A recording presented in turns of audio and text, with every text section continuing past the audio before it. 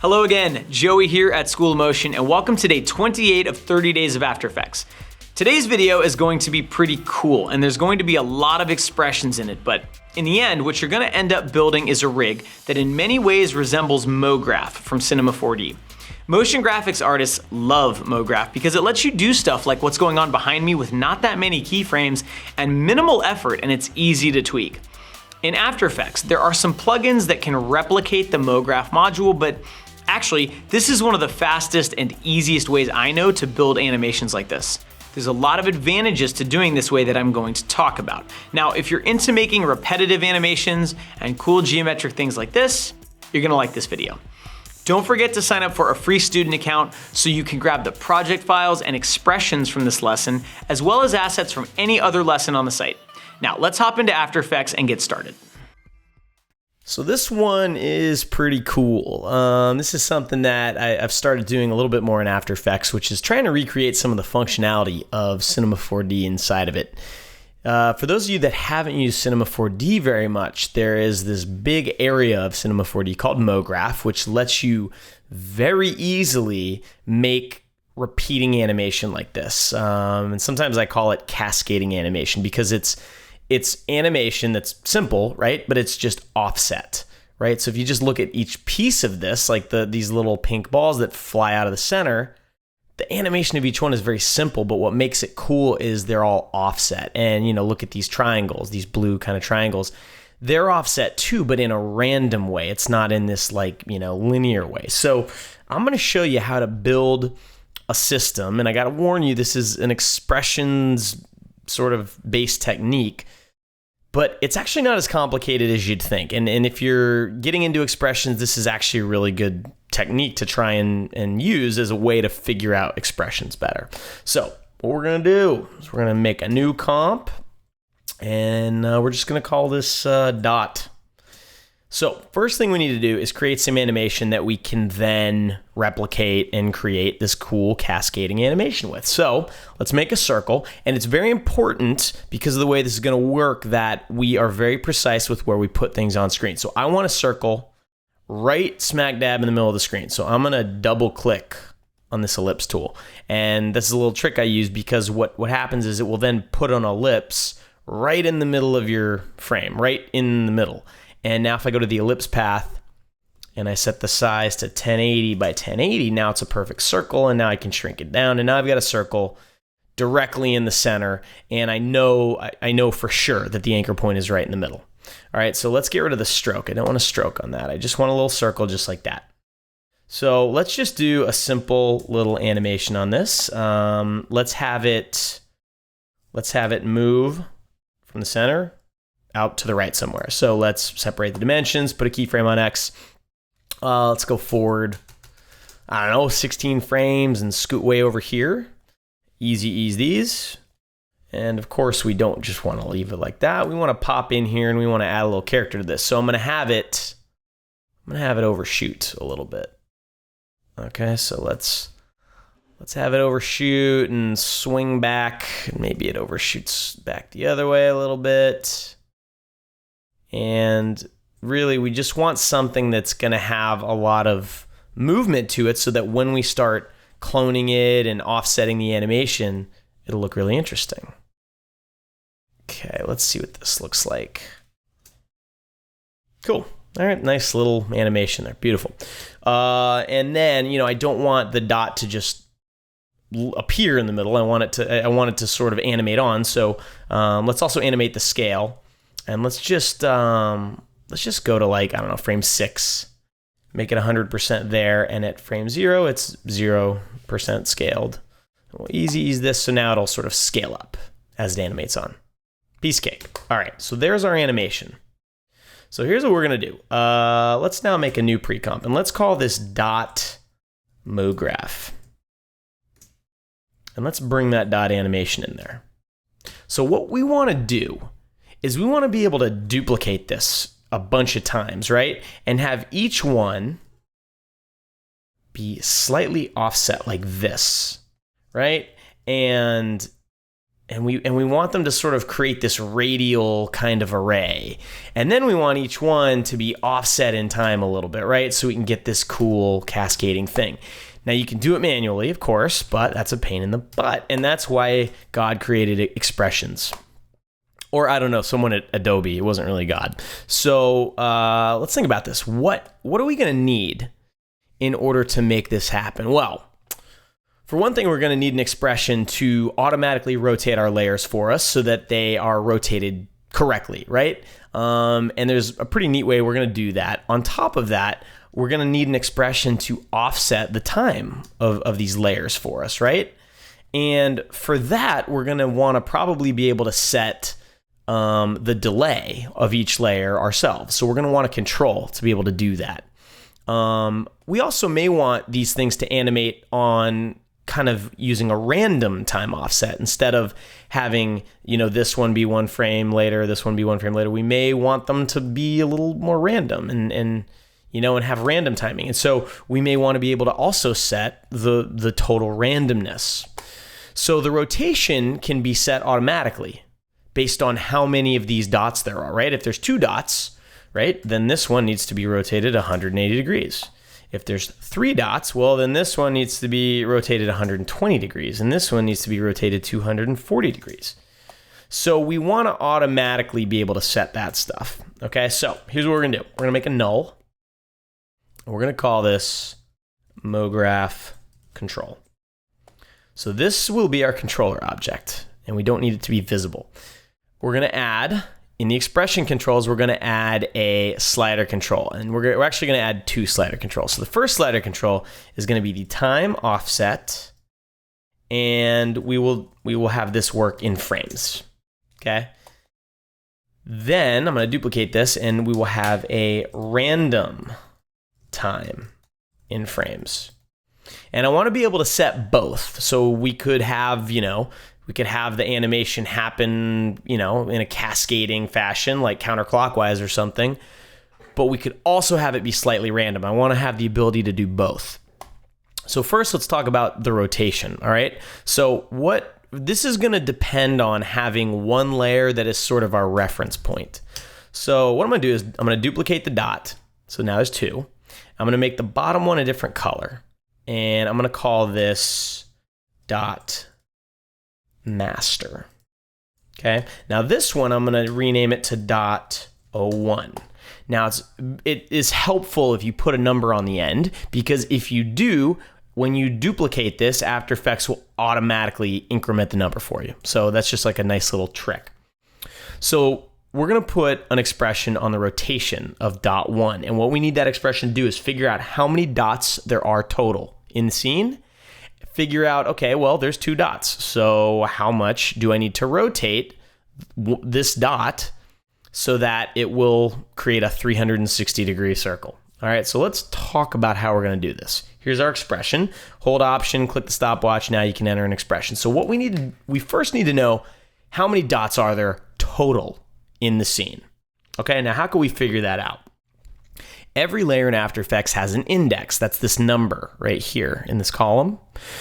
So if we know that the master layer, right, whatever layer is at the bottom here that we're basing a lot of information off of, we can look at the index of that layer, because that's always going to be the biggest number. Right now, this has an index of 3. Now, if we take 3 and we subtract 1 from it, we know how many dots there are in the scene. And we're subtracting 1 because we don't need to know about this null. This null should not be counted in this equation. And if we duplicate this, now this becomes index 4, right? So you subtract 1, you know there are 3 dots in the scene. So the way we can figure out the number of dots is by looking at this layer, right? So I'm going to pick whip to this layer, and I'm going to type in dot index. All right, when you're writing expressions, you can pick whip to a layer and then add a period and type in a variable name to get information about that layer. So I want the index of this layer, okay? And then I want to subtract 1. So that's the number of dots in the scene, okay?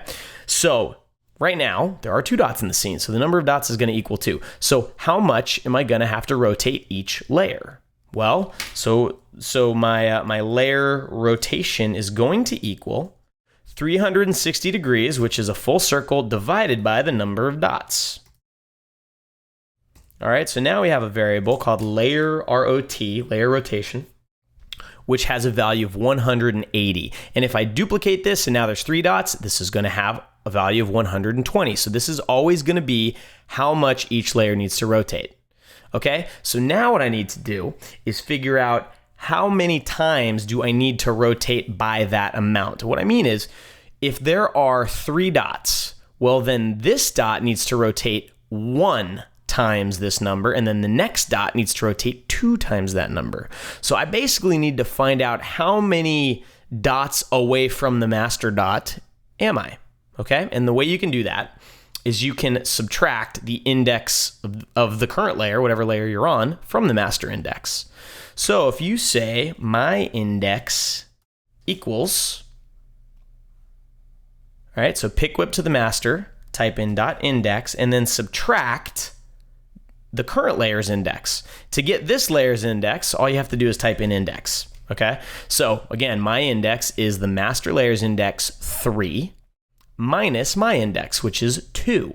So this my index variable is actually going to have a value of 1. And if we multiply that number times this layer rotation number, we are going to get 180. What's amazing about this little expression, and I hope you guys understood that, I hope that you grasped that. Type it in, break it down, really try to understand it. Because here's the amazing thing. If I duplicate this now, it's going to automatically rotate every single layer to make a perfect circle, no matter how many copies of this I make. Okay? There you go. So that's the rotation expression. And I can see that these are, the circles are popping out too far. So I need to, I just need to go into my pre-comp here. And let's look at the X position. There we go. And I'm just gonna bring all this down a little bit. Awesome. Cool. Okay. And again, this is amazing. I just duplicate as many times as I want. And if I say, you know what, I only want 10 dots, there you go. Rotation's handled automatically. Now let's talk about this stuff, the time offset. So what I need to do is I need to have a way of setting the time that we're looking at each of these pre-comps, right? So the first thing you need to do is select every dot and enable time remapping. So the hotkey is Command Option T, or you can go up to Layer, Time, Enable Time Remapping. So now I have a property that I can put an expression on that will let me kind of offset these, all right? So let's start by making this easier. Let's get rid of all these dots.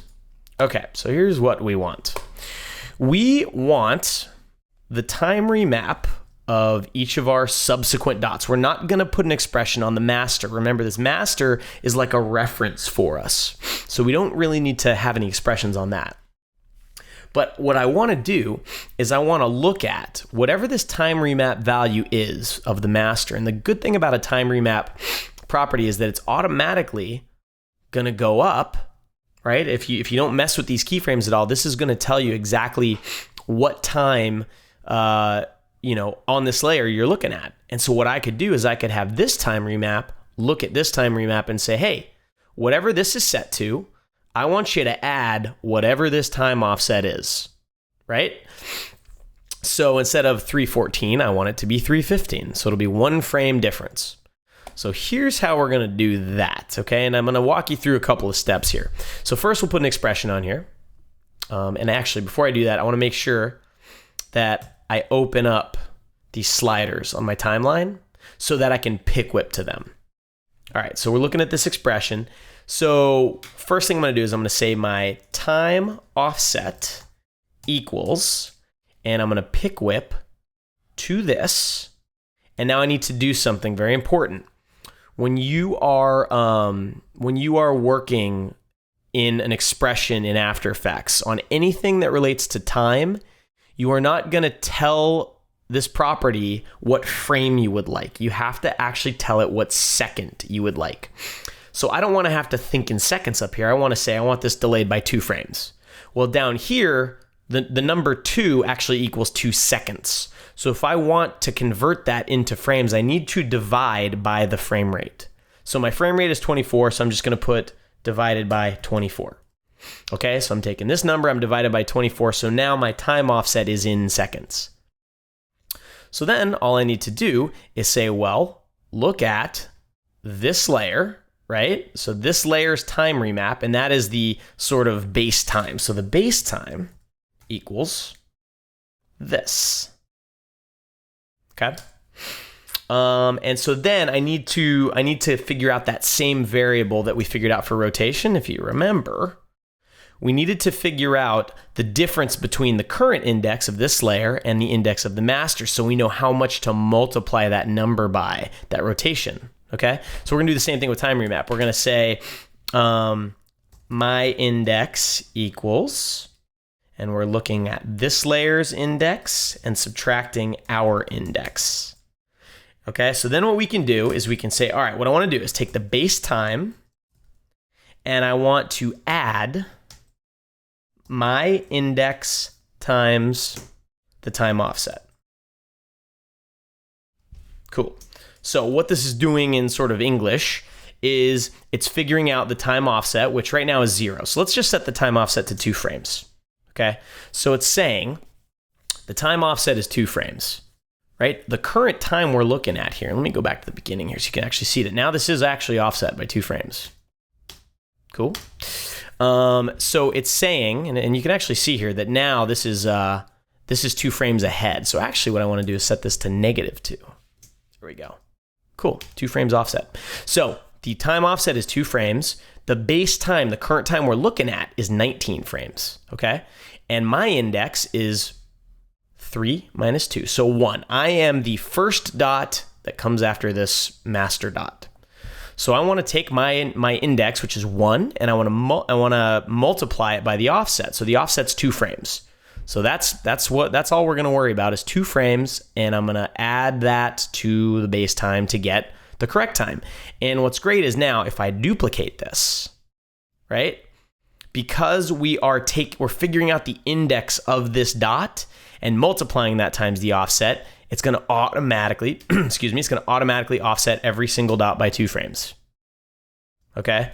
So this expression is not very complex. I mean, what I find a lot with expressions is, look at this, it's 4 lines. It's really, and you could probably do it in 1 line if you wanted to. This just makes it a little bit easier to read.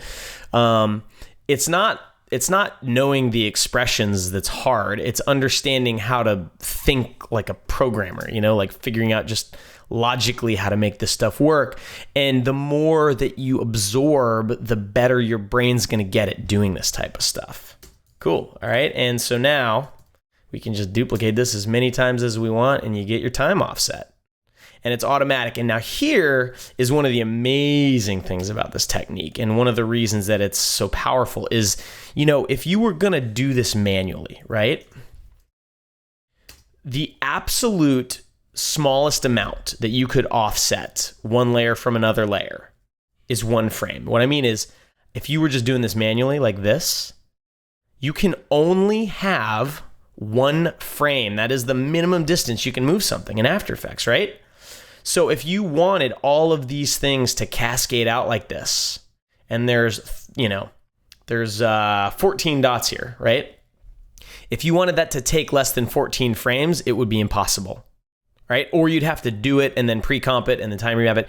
With expressions, though, you can offset things by less than 1 frame, right? And so now, and you can even see in real time as I adjust this number, right? It's pretty slick. I could have this be offset by 1/10 of a frame, right?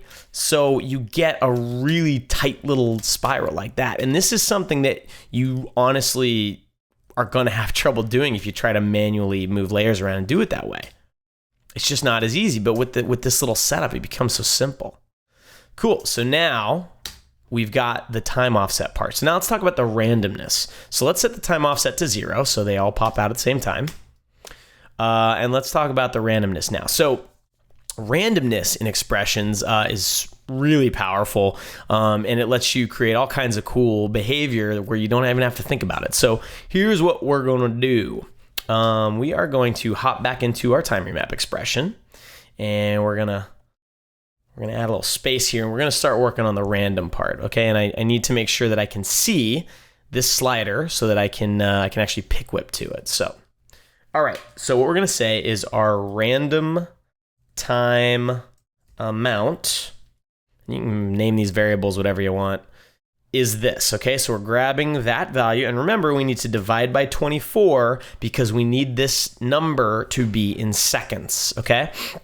Okay, so now, if we think about this, if we set this to 2 frames, what I really want is I want that to randomly change this time remap either forward or backwards 2 frames. I want to have it go both ways, okay? Now, here's how you do randomness in After Effects. It's actually pretty easy. So why don't we say the random actual, okay? So this is going to be the actual random amount that we're going to choose here is going to be, and here's how it works, okay? And if you forget this, you can always click this arrow and look in this little pop-up box. So here's the random numbers group, and you can see all the different expression commands that deal with randomness. And random is the easiest one. So all you do is you type in random, and then you put the minimum and the maximum number that you would like random to give you. So I'm going to say random, and then in parentheses. So the minimum number I want is the negative random time amount. And the maximum value I want is random time amount. Okay, so this random command is actually going to give me a number somewhere between, right? If this is set to 2, let me actually set it to 2. Random actual is going to be a number somewhere between -2 and 2. Okay, so then all I have to do is take that number and add it to this expression here, okay? And now I will get my time offset will be sort of taken care of, but then if I have any randomness, that will also be taken care of, okay? So let me crank this number up, all right? And you can see that now this, and actually let me just go ahead and delete all of these really fast. We'll just go back down to 2 dots. So look at the time remap here, and you're gonna see something funny. All right, you see how the animation's all messed up now? And if you look at the time remap, at the actual value, if I go frame by frame through it, you see it jumps around. All right, so when you use random numbers in an expression, there's one extra step you have to do. And that is you have to seed, it's called seeding, you have to seed the random number. So for example, if you have 10 layers and each of them is gonna have this exact same random expression on there, how are you supposed to ensure that the random number for layer 2 is different than the random number for layer 3, right? And the way it works is you have to give the random expression something to base the random number off of that is unique to each layer, okay? And so what I'm going to do in the command for this, if you ever forget it, come in here, random numbers, seed random. This is what you're going to do. And there's 2 properties, okay? So the first one is the seed. So here's what we're going to do. We're going to change the word seed to index. When you're seeding the random number, you want something that is unique to every instance of this random number, right? And so each layer has a different index. This is index 2. The next one will be index 3, and then 4, and then 5.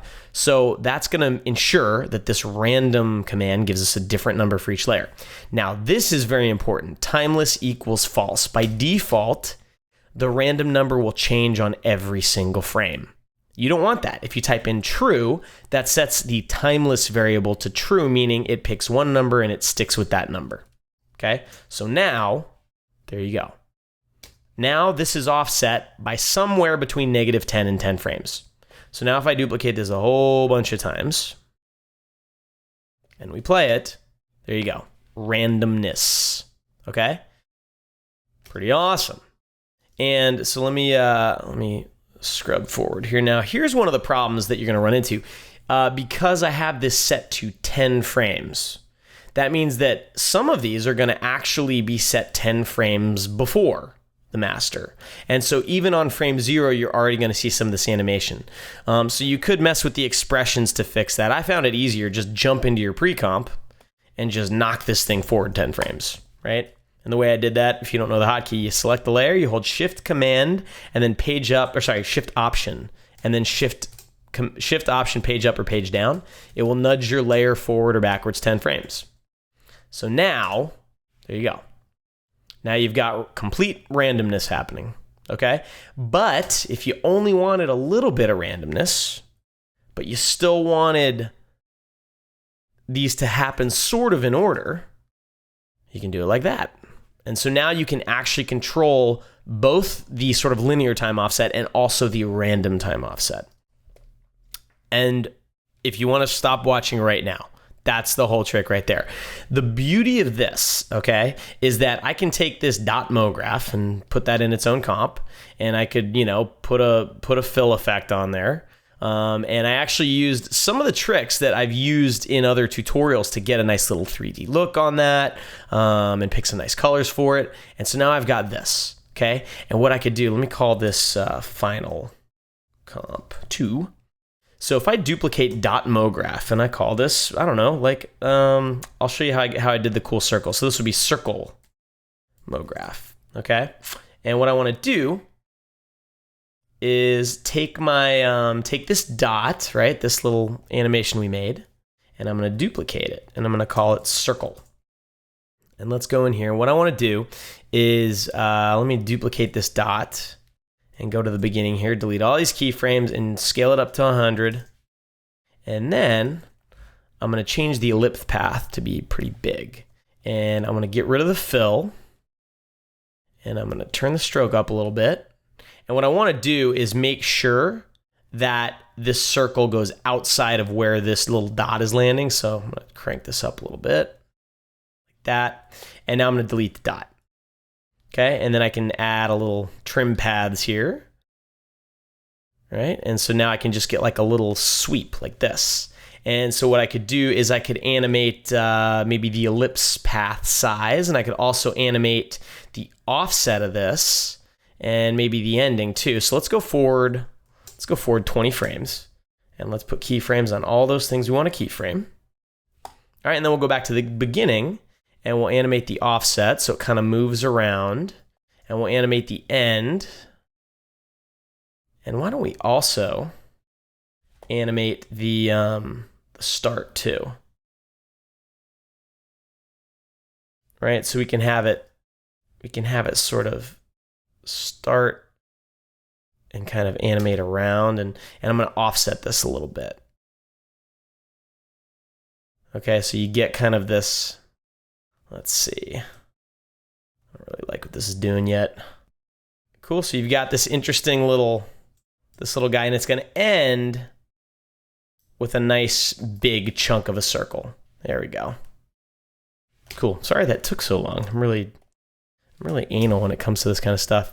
All right, and then on top of that, why don't we also animate the size? So it'll start out much smaller and maybe really crank up like that. I'm going to really crank these Bezier handles too. Cool, so you get something kind of interesting like that. Now what happens if you go into this circle mograph, select all these layers, and then you can just hold Option and replace all of those with your circle. And then you can just duplicate the layers until you have enough to make the complete circle. If you didn't have enough in there, you just duplicate, duplicate, duplicate, duplicate, duplicate. And there you go, now I have enough. And now I can go up to my control and say, all right, I want nothing on the time offset, but I want a random offset of maybe 8 frames, right? And if we go to the first frame, you'll see that you're still seeing some of the animation. So I need to go into my pre-comp and nudge this forward 8 frames. And now you get this. Cool, right? And it's like crazy looking. And it took no time at all to make. And I want it to happen faster. It's too slow. So I'm going to get these closer together. There we go. Right? And then you just come to your final comp, or final comp 2, and you drag your circle mograph in there, and then you put a fill effect on there, and you make it whatever color you want. And and what I did also is I would duplicate this and offset it and scale it down, and and just sort of start making like repeating patterns And what's cool is now you have this system in place where anything you make, you can just, replace these layers and all the expressions will transfer over and you're done. And you can control, you control all kinds of stuff. So if we look at some of the things I did, right? I created this animation, right? This triangle animates on. That's all it does. Just animates on and points that way. And so then if we go here, you can see that I have a random offset on them, right? So they all end up doing that. And then in this comp, I also added a scale. I keyframed the scale of them so that when they came up, and make this a little bit bigger, when they animate on, they then shrink down. All right, so that was like a little extra layer of animation to it. But, I also did things like these little lines, right? If we look at these are very simple. I animated one line, just doing that. And then I put it in my little mograph setup and I did this. And in this case, this is one of those things where, the offset is not very much. The offset here is a half a frame, right? A half a frame. You can't do that in After Effects very easily, but if you set up the expressions, you can offset stuff by half a frame and get this really tight little spiral. So anyway, what I hope you guys take away from this, aside from, expressions are geeky, is that, yes, expressions are geeky, but if you can just wrap your head around it a little bit, and at the very least, if you just know what's possible and you know that you can go to schoolofmotion.com and copy and paste these expressions whenever you need to, and just maybe buy me a beer if you ever meet me, you can do some super powerful, crazy, intricate stuff in After Effects without a ton of effort. This whole demo here, I probably put together in about 45 minutes because once you have the expression set up, you could just keep making stuff and just keep offsetting it. And if you're, there are much better designers out there than me that could probably do something amazing with this, right? So I hope you guys dug this. I hope, this is just scratching the surface of what you could do. You really could do a whole bunch more really cool mograph style stuff with expressions, but this is hopefully a good little intro for everybody. So thank you very much. These expressions will be available for copy paste on the site, and I will see you next time. Thank you so much for watching. I hope this was interesting, and I hope you learned something new about how to use expressions in After Effects and just how powerful they can be. If you have any questions or thoughts about this lesson, definitely let us know. And we'd love to hear from you if you use this technique on a project. So give us a shout on Twitter @School of Motion and show us your work. Thank you again, and I'll see you on day 29.